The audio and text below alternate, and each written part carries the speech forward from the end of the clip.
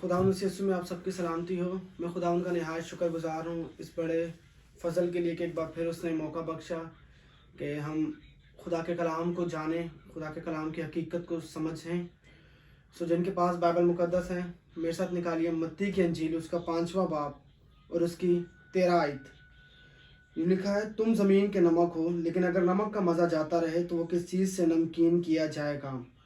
फिर वो किसी काम का नहीं सिवाय इसके कि बाहर फेंका जाए और आदमियों के पाँव के नीचे रौंदा जाए। खुदावंद मसीह यीशु फरमाते हैं कि वो शख्स जो उस पर ईमान लेकर आता है, वो शख्स जो मसीह को अपना खुदावंद और अपना निजात दहिंदा कबूल करता है, मसीह फरमाते हैं तुम ज़मीन के नमक हो। खुदा अपने ईमानदार लोगों को, रास्तबाजों को, वो लोग जो उससे मुंसलिक हैं, उनसे फरमाता है कि तुम ज़मीन के नमक हो। वो क्रिश्चियन जो इस दुनिया के अंदर मसीह यीशु के कामों को कर रहा है, मसीह यीशु पे ईमान रखता है, मसीह फरमाते हैं कि तुम ज़मीन का नमक हो। यानी आप ज़मीन के नमक हैं, मैं इस ज़मीन का नमक हूँ। और नमक क्या करता है? नमक जायका खाने के अंदर लेकर आता है। कोई भी डिश, कोई भी खाना बिना नमक के बेस्वाद है, उसका मज़ा नहीं है, वो बेमज़ा है।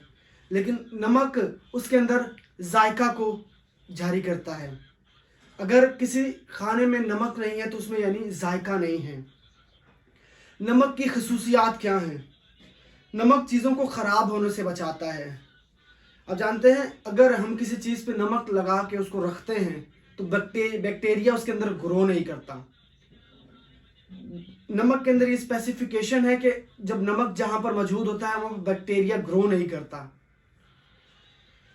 मसीह जिंदगी ऐसी जिंदगी होनी चाहिए जो अपने अंदर जायका रखे, यानी खुदा के कलाम का जायका रखे, खुदा मसीह यीशु की प्रेजेंस को अपने अंदर रखे, पाक रूह की प्रेजेंस को अपने अंदर रखे और क्या हो, प्रिजर्वेटिव के तौर पर काम करें। यानी वो जहां पर जाएं, कलीसिया के अंदर, लोगों के अंदर, वो जहां पर लोगों से मिलें, जब वो लोगों से बात करें, जब वो लोगों के अंदर काम करें तो क्या होना चाहिए? बाइबल बयान करती है नमक की खसूसियात क्या है। ये है कि वो खराबी को ख़त्म करता है। जहाँ पर खराबी हो, बतौर नमक, मसीह के नमक होते हुए हमें उस जगह के अंदर खराबी को ख़त्म करना है। हमें उस जगह के अंदर बिगाड़ को, वो कलीसिया के अंदर हो सकता है, वो किसी की ज़िंदगी के अंदर बिगाड़ हो सकता है, शायद कोई नशों की वजह से अपनी ज़िंदगी को तबाह कर रहा हो, शायद कोई बीमारी के अंदर हो, शायद वो किसी भी एतबार से इस दुनिया में अबलीस के हाथों दुख उठा रहा हो। नमक क्या करता है? यानी मसीह क्या करता है? ईमानदार क्या करता है? मसीह क्या करता है? मसीह जाके उसके अंदर उस बिगाड़ को ख़त्म करता है। नमक में शिफा बख्शने की क़ुव्वत है। आपको पता है हमारा जो बॉडी है, ये सोडियम इसके अंदर मौजूद है, इलेक्ट्रोलाइट्स इसके अंदर मौजूद है और वो हमें नमक से मिलते हैं। मसल फंक्शन, यानी हमारा गोश्त, हमारे जो मसल्स हैं वो फंक्शन करते हैं सोडियम की वजह से, अपने अंदर रखने की वजह से। और नमक हीलिंग फैक्टर को प्रोड्यूस करता है, हीलिंग फैक्टर को इन्हांस करता है कि हीलिंग बढ़े। अगर कहीं पर नमक होता है तो वहाँ पे वो जिस्म, अगर नमक की कमी होती है इंसान के बॉडी के अंदर तो वो हील नहीं हो पाता। लेकिन अगर नमक हो, सोडियम हो, तो बॉडी उसकी हील होती है, जल्दी हील होती है, क्योंकि नमक अपने अंदर ये खसूसियत रखता है कि वो शिफा बख्शे। बतौर क्रिश्चियन, मसीह होते हुए, खुदावंद यीशु मसीह के लिए एक जायकेदार, एक टेस्ट को रखने वाले क्रिश्चियन होते हुए हमें अपनी ज़िंदगी के वसीला से लोगों की मुश्किलों को हल करना है, उनकी ज़िंदगी में शिफा का बाइस बनना है।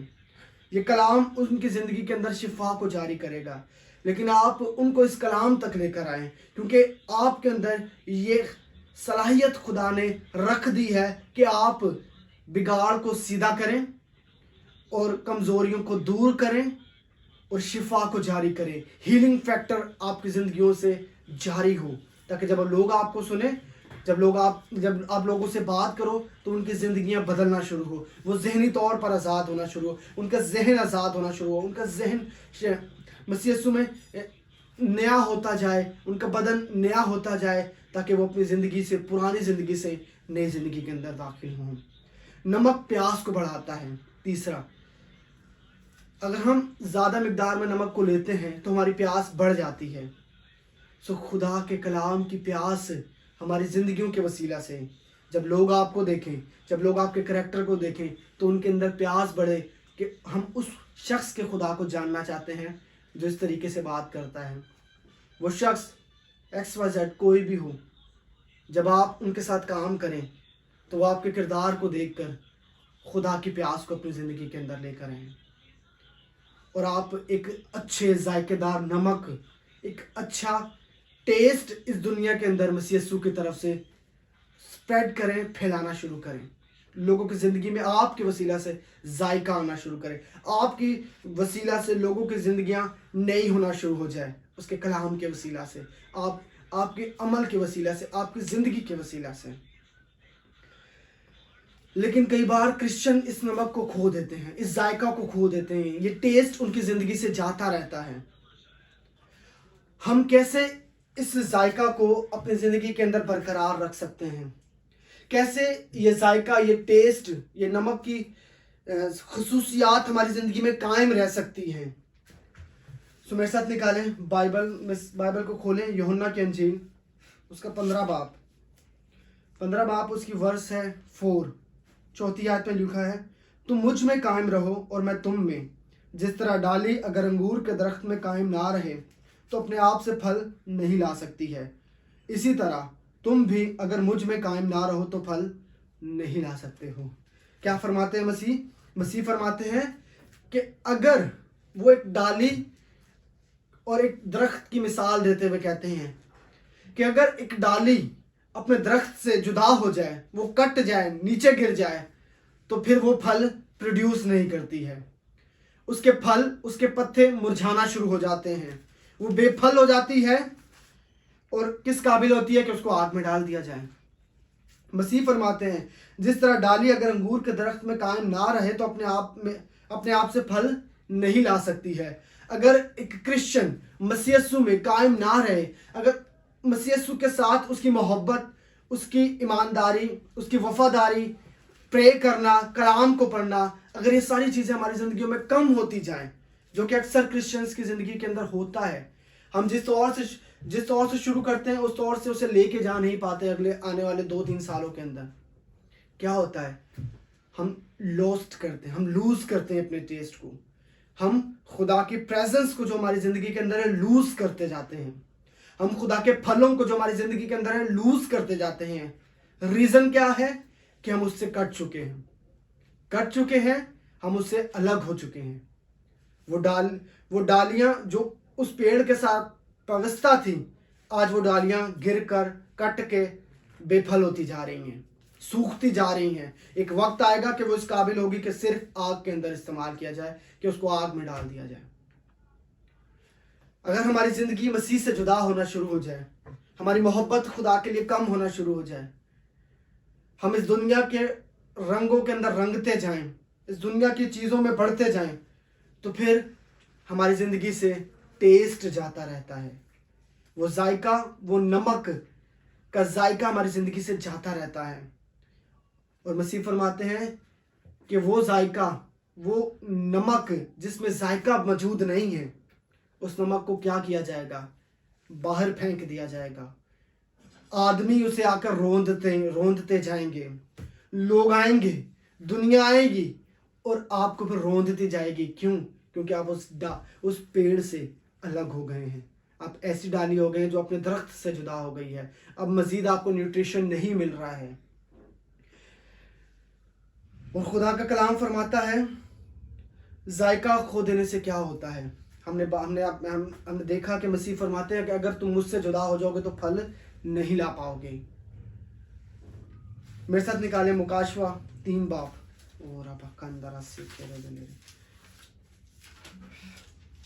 मुकाशवा 3 बाब उसकी 15 आयत से 15 और 16वीं आयत में लिखा है, बस चूंकि ना तू गर्म है ना सर्द बल्कि नीम गर्म है, इसलिए मैं तुझे अपने मुंह से निकाल फेंकने को हूँ। और चूंकि तू कहता है कि मैं दौलतमंद हूँ और मालदार बन गया हूँ और किसी चीज़ का मोहताज नहीं, और ये नहीं जानता कि तू कमबख्त और ख्वार और गरीब और अंधा और नंगा है। कई बार हम मसीह को कबूल करने के बाद उसके साथ चलते रहते हैं और आहिस्ता आहिस्ता हम अपने टेस्ट को खो देते हैं। हमने शुरू किया था, हम मसीह में बहुत सरगर्म थे, लेकिन वक्त गुजरते गुजरते बहुत से रास्तबाज, बहुत से ईमानदार मसीह को मानने वाले नीम गर्म हो जाते हैं।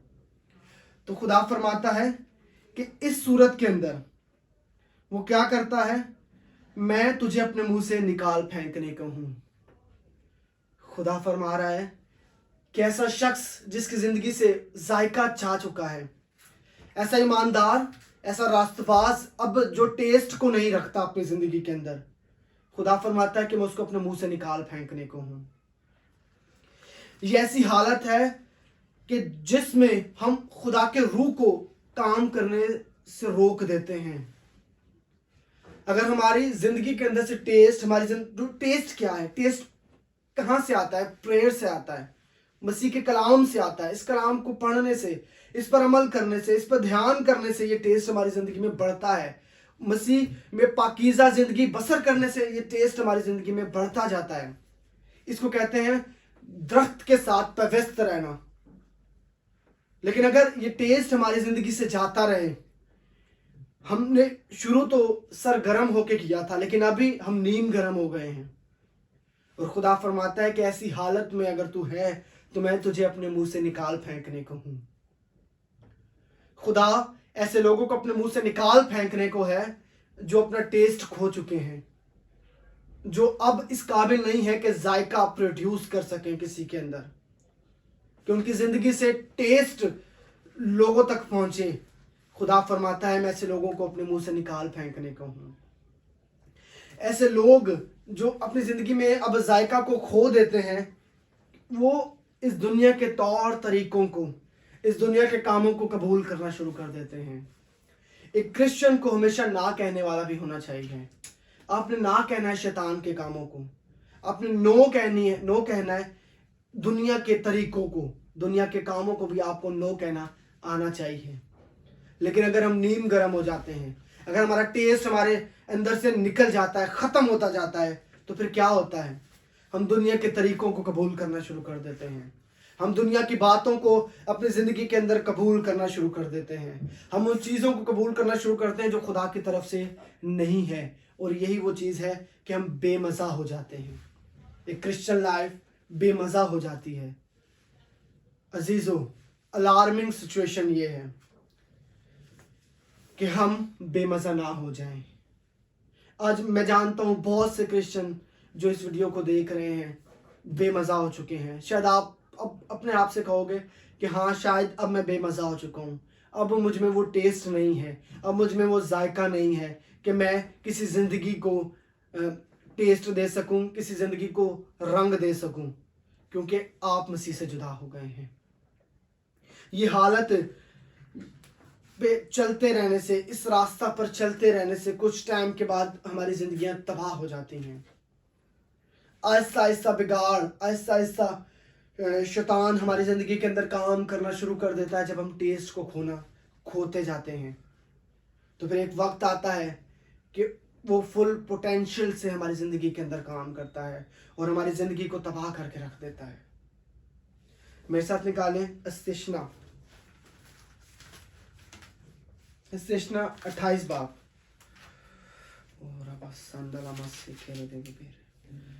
इस्तिश्ना 28 बाब, उसकी वर्स 13 में आपके सामने पढ़ रहा हूँ, 13 वर्स। और खुदावंद तुझको दुम नहीं बल्कि सर ठहराएगा, और तू पस्त नहीं बल्कि सरफराज ही रहेगा, बशर्ते के तो खुदावंद अपने खुदा के हुक्मों को जो मैं आज के दिन देता हूँ सुने और एहतियात से उन पर अमल करें। खुदा फरमाता है यहाँ पर, मैंने तुझे क्या ठहराया है? सर ठहराया है। जब खुदा ने आपको चुना है तो खुदा ने आपको दुम कह कर नहीं चुना है, बल्कि आपको सर बनाकर चुना है। खुदा आपको सर बना रहा है, आपको हेड बना रहा है, एक बॉडी का, एक जिस्म का हिस्से में आपको सर बना कर मसीह चुन रहा है। लेकिन अगर खुदा फरमाता है कि तुझे इसके लिए क्या करना होगा, उन हुक्मों पर, उस कलाम पर जो मैं तुझे देता हूँ एहतियात रख कर अमल करना होगा, खुदा के साथ यानी जुड़े रहना होगा। वर्स 43, इसी बात की वर्स 43 यूं लिखा है, परदेसी जो तेरे दरमियान होगा वो तुझसे बढ़ता और सरफराज होता जाएगा, पर तू पस्त ही पस्त होता जाएगा। वो तुझको कर्ज देगा पर तू उसे कर्ज ना दे सकेगा। वो सर होगा और तू दुम ठहरेगा। कब? खुदा फरमाता है कि परदेसी, वो जो तेरे साथ है, वो जो तेरे शहर में नया नया आया है, वो भी तुझसे सरफराज होता जाएगा, वो बढ़ता जाएगा और तू घटता जाएगा। क्यों? क्योंकि तूने अपना टेस्ट खो दिया है। अब तू वो नमक नहीं रहा जिसके अंदर जायका है। अब तू इस काबिल नहीं रहा, हम इस काबिल नहीं रहे कि किसी की जिंदगी के अंदर जायका को प्रोड्यूस कर सके, जायका लेके आ सके। तो खुदा क्या फरमाता है कि परदेसी तेरे शहर में, तेरे मुल्क में आकर तुझसे ज्यादा सरफराज हो जाएगा। एक नौबत आएगी कि वो आपको कर्ज देगा, लेकिन आप इस काबिल नहीं होगे कि उसका कर्ज उसको वापस दो, और ना उसको कर्ज दे सकोगे। इस काबिल ही नहीं रहोगे कि उसे कर्ज दे सको, और ना इस काबिल रहोगे कि उसका कर्ज वापस कर सको। ये अलार्मिंग सिचुएशन है। अगर हम अपनी कॉलिंग को भूल जाएं, अगर हम उस बुलावे को भूल जाएं जिस बुलावे से हमने आगाज किया था, वो आवाज आज आपको दोबारा पहचानने की जरूरत है। अपनी जिंदगी से टेस्ट को जाने मत दीजिए। खुदावंद यीशु मसीह में पवित्र रहिए। वर्स 48 में लिखा है इसी बात की, इसीलिए भूखा और प्यासा और नंगा और सब चीज़ों का मोहताज होकर तू अपने उन दुश्मनों की खिदमत करेगा जिनको खुदावंद तेरे बरखिलाफ भेजेगा, और गनीम तेरे गर्दन पर लोहे का जुआ रखेगा जब तक वो तेरा नाश ना कर दे। खुदा का कलाम फरमाता है, वो आपको वार्न कर रहा है।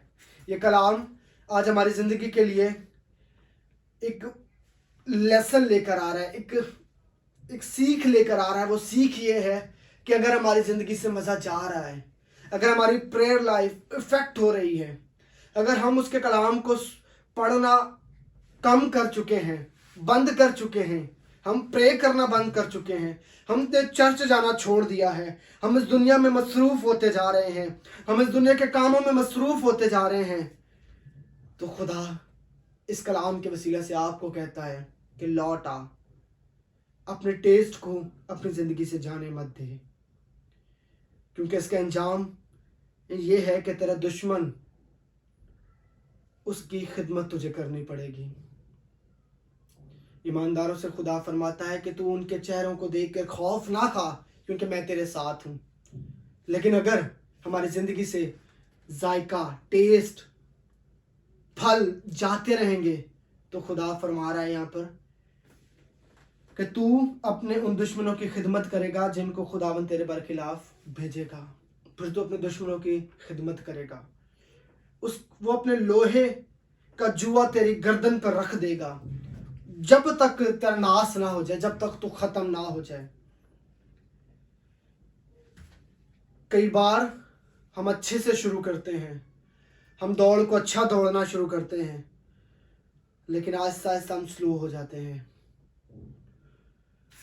ओह खुदा के लोगों, अगर हमारी ज़िंदगी इस मुकाम पर पहुंच चुकी है, तो आज वक्त है कि अपनी कॉलिंग को याद किया जाए, अपने खुदा को वापस से याद किया जाए कि खुदा मैं तेरा ही हूँ, और अपनी ज़िंदगी के अंदर उस फ्रूट को, उस टेस्ट को वापस प्रोड्यूस किया जाए, उसकी पाक रूह की प्रेजेंस के ज़रिए से, उसके कलाम के ज़रिए से, प्रेयर के ज़रिए से, उसकी वर्शिप के ज़रिए से, ताकि ये टेस्ट हमारी ज़िंदगियों से जाता ना रहे। अगर आप वो मसीह हैं जिनकी ज़िंदगी से टेस्ट जा चुका है, या आप वो मसीह हैं जिन्होंने अभी अभी शुरू किया है इस काम को, या आप वो हैं जो मसीह के अंदर पवित्र हैं और इस टेस्ट को बरकरार रखे हुए हैं, सो मैं चाहता हूँ अपनी आंखों को बंद करें, हम दुआ करेंगे। ऐ खुदावंद, मैं यीशु मसीह के नाम से खुदा बाप तेरे पास आता हूँ, और मैं उन लोगों को खुदावंद जो अभी इस कलाम को सुना है खुदावंद तेरे सपुर्द करता हूँ। यीशु मसीह के नाम से उनकी ज़िंदगियों के अंदर खुदावंद तेरा टेस्ट बरकरार रहे खुदावंद। वो लोग खुदावंद जो तुझसे जुदा हो गए हैं खुदा, वो लोग खुदावंद जो गर्म थे लेकिन अब नीम गर्म हो चुके हैं खुदावंद, मैं उनको तेरे कदमों में लेकर आता हूँ खुदा। यीशु मसीह के नाम से खुदावंद तू उन्हें रिवाइव कर खुदावंद, तूने उन्हें दोबारा से खुदावंद अपनी खिदमत के लिए, अपनी रास्तबाजी के लिए खुदावंद तू दोबारा से खुदा उन्हें बहाल कर खुदावंद। पाकरू मैं तेरी मिन्नत करता हूँ कि अभी तू अपने लोगों के दिलों पर, अपने लोगों के जहनों पर खुदावंद तू अभी कंट्रोल करना शुरू कर दे खुदावंद। पाकरू तेरे लोग तुझे पहचानना शुरू कर दें, तेरा खौफ मानना शुरू कर दें, इस दुनिया से अपने दिल को हटाना शुरू कर दें खुदावंद, तुझ में पवित्र होना शुरू कर दें। ओ रबाबा कंदा मस्से खेरे बेले रे, रबा कंदा शाथाला मस्से खेरे बेले रे, रोकोंदो मस्सान थाला बशे खेरे बेले रे। खुदा ऐसी जिंदगियों को बहाल कर खुदा, ऐसी जिंदगियों को बहाल कर खुदावंद जो अपने जायका को खो चुके हैं। यीशु के नाम से ऐसी जिंदगियों को बहाल कर खुदावंद। ओह रबा शखा रबा से खेरे बेले रे, ऐसे लोगों की जिंदगियों को बहाल कर खुदावंद। रबा खंदर से पाकरो तो छू ऐसे लोगों को, वो जहां पर बैठे हैं, जहां पर भी ये कलाम को सुन रहे हैं। यीशु मैं तेरी मिन्नत करता हूं कि तू अपने लोगों को अपनी कुदरत के जोर से आजाद कर दे। आज वो सोचे जो उन्हें डिस्टर्ब कर रही हैं, वो काम, वो ख्यालात जो उन्हें डिस्टर्ब कर रहे हैं, यीशु के नाम से वो सोचें, वो ख्यालात इनकी जिंदगी से जुदा हो जाएं। और ये कलाम आज इनकी जिंदगी के बदनों के लिए तेरी सेहत और तेरी कुदरत और तेरी शिफा का बाइस हो खुदावंद। यीशु के नाम से आज जुए और बंधन टूटे खुदावंद, और तेरे लोग आज़ाद हों। तेरी कुदरत उन्हें शिफा बख्शे, और तेरे यीशु नाम से वो तेरी खिदमत करने वाले हो सकें, तुझे जलाल देने वाले हो सकें, और उनका जायका, उनका टेस्ट खुदावंद यीशु के नाम से अभी वापस होना शुरू हो, रिवाइव होना शुरू हो जाए, और उनकी ज़िंदगियों से दुखों और तकलीफ़ों का खात्मा कर खुदा। तेरे कलाम की कुदरत से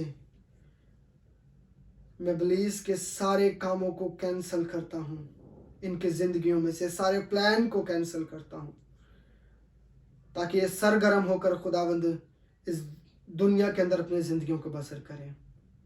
यीशु मसीह नासरी के नाम से आमीन। खुदावंद आप सबको बरकत दे, यीशु के नाम से।